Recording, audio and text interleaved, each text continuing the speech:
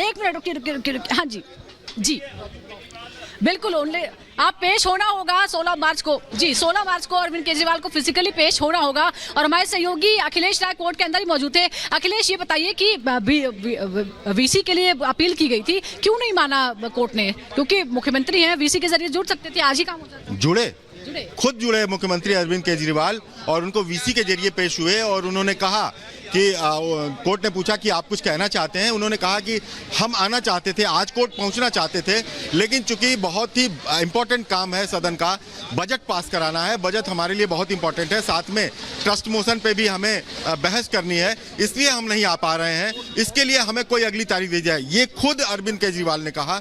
उसके बाद उन्होंने कहा कि 1 तारीख तक हमारा सदन चलेगा, 1 मार्च तक, उसके बाद कि आप जज साहब कोई तारीख दे सकते हैं, तो जज साहब ने 2 तारीख बोला। उसके बाद इनके वकील ने कहा कि नहीं, उसके अगले हफ्ते में दिया जाए, उनको कुछ व्यक्तिगत उनके पास समय नहीं था, इसलिए ये 16 तारीख कर दी गई और 16 तारीख को 10 बजे 10:30 बजे उनको पेश होना पड़ेगा, होना होगा, पेश होना। बिल्कुल उस तारीख की तारीख दी गई, जब तक कि इसको हो सकता है कि 16 के पहले एक उनके पास रेमेडी है कि ऊपरी अदालत चले जाएं, सेशन कोर्ट चले जाएं, हाई कोर्ट चले जाएं। 19 तारीख को फिर ईडी ने बुलाया है, तो आप ये दबाव नहीं है अरविंद केजरीवाल के सामने कि आप तो उनको इस समन पे जाना ही पड़ेगा, वरना वो कोर्ट को अगली बार क्या जवाब देंगे? देखिए, एक ये है कि 5 सम्मन के इग्नोर करने के बाद ईडी यहाँ आई थी, ये जो 6ठा सम्मन जारी हुआ है 19 तारीख के लिए, हो सकता है केजरीवाल इसको ढाल बना लें कि कोर्ट के सामने हमें पेश होना है 16 मार्च को, इसलिए हम इसमें क्यों जाएं। लेकिन अगर देखा जाए तो ये 5वें सम्मन के बाद जो ये चैलेंज किया गया था, कोर्ट ने सम्मन किया गया था, तो 6ठे सम्मन पे उनको जाना चाहिए, लेकिन ये कानूनी पेचीदगियों में ये मामला फंसता जा रहा है। और अगर देखा जाए तो उनके पास भी एक जवाब है कि हम खुद कोर्ट में पेश हुए, वीडियो कॉन्फ्रेंसिंग के जरिए पेश हुए और बताया कोर्ट ने हमें क्यों नहीं हम जा रहे हैं, ये जानने के लिए हमें 16 को बुलाया है, तो हमें 19 को जाने की जरूरत नहीं है। लेकिन अखिलेश जी, आपको लगता है कि नैतिक दबाव एक मुख्यमंत्री के ऊपर है कि आपने इतने सारे समन स्किप किए और कोर्ट ने जो ऑर्गेनाइजेशन है उसकी बात को माना, इसीलिए आपसे जवाब तलब किया? बिल्कुल, और ये उनके पास भी है कि हम तो कोर्ट में पेश हुए, थ्रू वीसी ही पेश हुए, कोर्ट में हमने अपनी बात रखी, कोर्ट ने हमारी बात सुनी, हमको एक तारीख दी, हमें जो दिल्ली के काम करने हैं उसको लेकर के हमने अपनी मजबूरी बताई, कोर्ट ने तारीख दी, तो हम उस तारीख तक हम अपना काम करेंगे, उसके बाद जाएंगे, ये उनके पास एक दलील है। लेकिन अगर देखा जाए तो 19 तारीख को जो समन है उस पर भी वो जा सकते हैं, उनको कोई रोक नहीं है। चीजें हैं, दर्शकों को जरा बताते हैं कि दरअसल शराब घोटाले से जुड़े मामले में ईडी ने पहले 5 समन दिए, लेकिन अरविंद केजरीवाल ने हर बार ये कहा कि ये समन जो है वो इलीगल है, ये अवैध है, इसलिए मैं नहीं आऊंगा, आप कोई वैध समन लाइए तब मैं आऊंगा। उसके बाद 5वें के बाद ईडी कोर्ट गई, राउज रेवेन्यू कोर्ट आई और राउज रेवेन्यू कोर्ट ने अरविंद केजरीवाल से पूछा कि आप कारण बताइए कि आपने 5 जो समन है उसके क्यों किए। 6ठा समन जारी हो चुका है, आज वीसी से जुड़े और ये कहा कि उनको कुछ काम है महत्वपूर्ण, इसलिए वो फिजिकली पेश नहीं हो सकते हैं। लेकिन क्या आज किसी तरह से उन्होंने जवाब देने की कोशिश की? क्या वो बात दोहराई कि ये ईडी हमसे क्यों पूछ रहा है, हमें गवाह के तौर पर बुला रहा है, आरोपी के तौर पर बुला रहा है, जैसा कि वो लगातार कहते रहे हैं?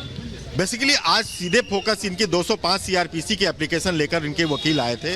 इस 205 सीआरपीसी ये होता है कि हमें फर्दर एग्जम्पशन दिया जाए, उसमें या तो वीडियो कॉन्फ्रेंसिंग से कर लिया जाए या कोई नई डेट दी जाए, और कोर्ट सिर्फ इसी फोकस पे रहा। बमुश्किल 5 मिनट सुनवाई चली, उस दौरान केजरीवाल पे वीसी से पेश हुए, उन्होंने अपनी बात कही और ईडी की तरफ से एसबी राजू जो थे, बनाए रखिए, बहुत ही महत्वपूर्ण जानकारी आप दर्शकों तक पहुंचा रहे हैं। और ये बहुत यहाँ पर अखिलेश जी ने एक बड़ी बात कही है कि 19 तारीख को जो ईडी के सामने पेश होना है, अरविंद केजरीवाल उसको ढाल बना सकते हैं कि वो जब कोर्ट में ही पेश होना है तो फिर इस समन के लिए हम क्यों जाएं, और अगली तारीख 16 मार्च की तय हो गई है। बहुत बहुत शुक्रिया दीपेश, अखिलेश जी और सुजाता, आप लगातार हमारे साथ बने रहे। अब बुलेटिन में हम आगे बढ़ेंगे और सीधा शुरुआत करेंगे 2 मिनट में भारत के साथ।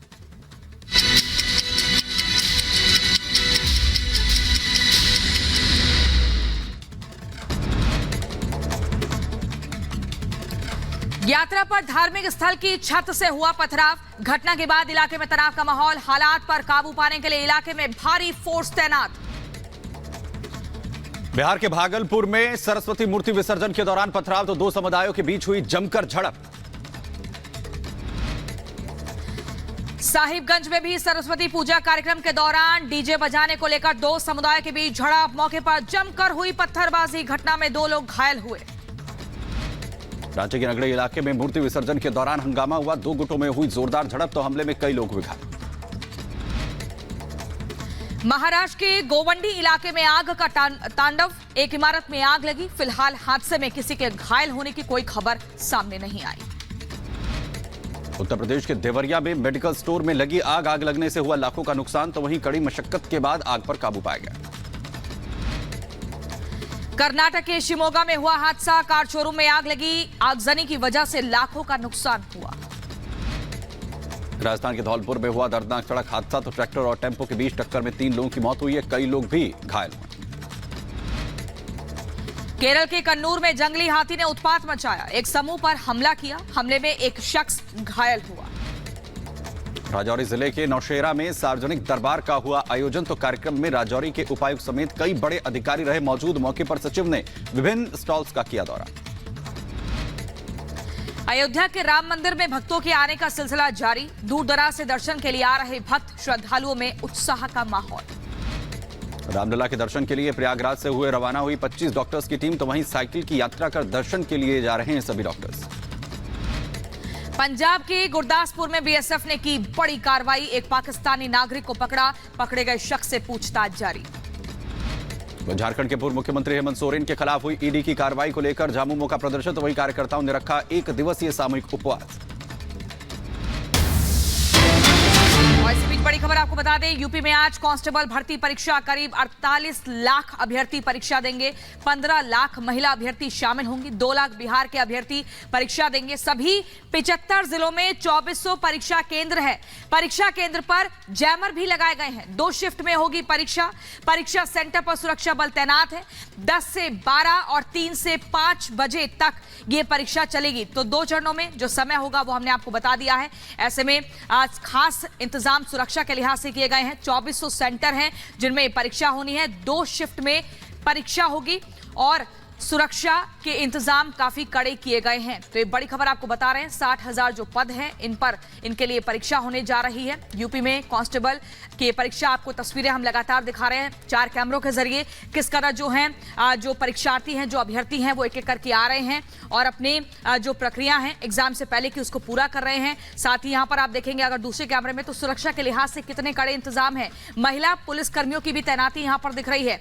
चौथे कैमरे में आप देखेंगे कि किस कदर भीड़ बहुत ज्यादा हो गई है। 2 शिफ्टों में आज ये एग्जाम होना है और बहुत महत्वपूर्ण एग्जाम है। अगली बड़ी खबर के लिए हम चलते हैं सुमित के पास। उधर बात करते हैं दिल्ली की, जहां पर बदमाशों के हौसले बुलंद नजर आते हैं। भजनपुरा इलाके में 2 बदमाशों ने खौफ पैदा करने के लिए हवा में ताबड़तोड़ फायरिंग की है। यह पूरी घटना वहां पर लगी एक सीसीटीवी कैमरे में भी रिकॉर्ड हुई है। 1 मिनट की रिपोर्ट में आपको दिखाते हैं। दिल्ली में बदमाशों के हौसले बुलंद हैं। बदमाशों के अंदर कानून का खौफ नहीं है।